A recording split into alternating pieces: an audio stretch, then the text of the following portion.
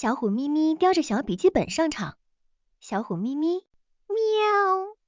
今天我们聊一个人类最爱自作多情的问题：猫咪到底会不会挑主人啊？答案是，当然会。我们猫猫可是择偶标准特别严格的。你们以为我们随便挑一个能铲屎、能开罐头的就好？错，大错特错。我们挑的叫适合长期共同生活的优质人类。猫咪挑的是安全感。你人类的世界讲爱与自由，我们猫咪的世界讲安全与掌控。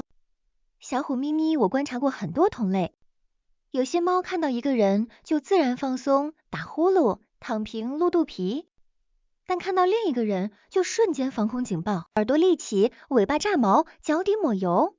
为什么？因为我们挑的是谁能给我稳稳的安全感。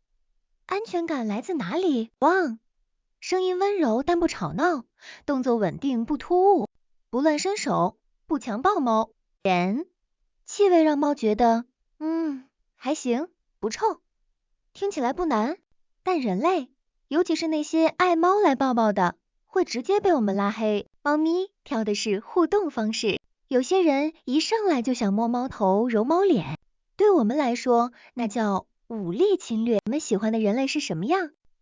会读空气，会看我心情，不会乱动手的人。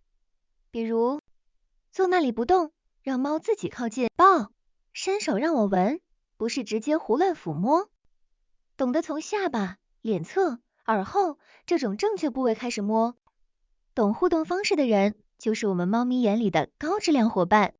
猫咪挑的是情绪稳定，不，我们对人类的情绪超级敏感。你情绪暴躁，我会离你远一点；你情绪平和，我会靠近你，甚至陪睡。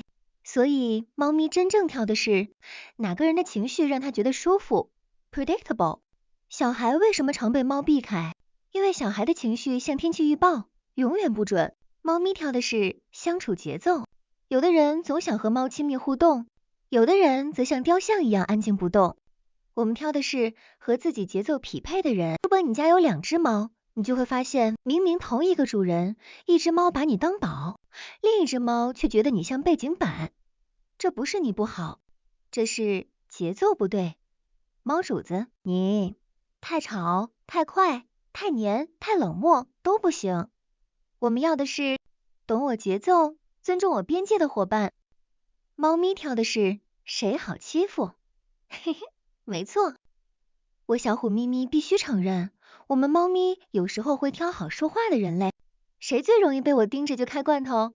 谁半夜叫2声就起来威我？谁让座最快？谁一喊我，我假装没听见也不生气？我挑谁？